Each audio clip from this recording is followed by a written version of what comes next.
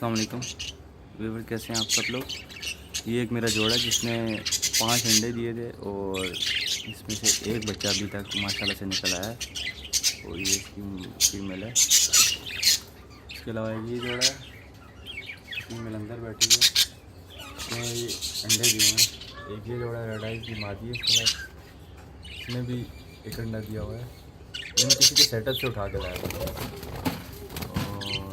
इसके अलावा एक ये जोड़ा है, इसकी मादी मटकी के अंदर ही है, ये आगे एक ये जोड़ा है।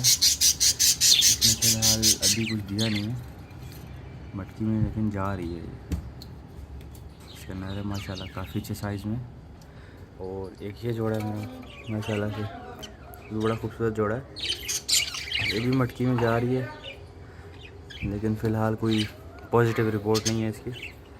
एक ये तो आपको मैं दिखा ही चुका हूँ।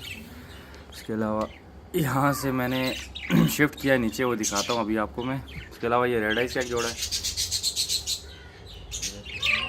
मटकी में जाती है, लेकिन फ़िलहाल कुछ इनकी प्रोग्रेस सही नहीं है।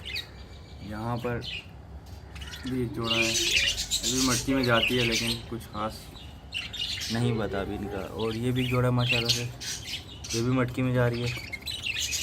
इसी तरह ये एक जोड़ा है मेरा, ये भी मटकी में जा रहा है। और उसके अलावा यार ये 6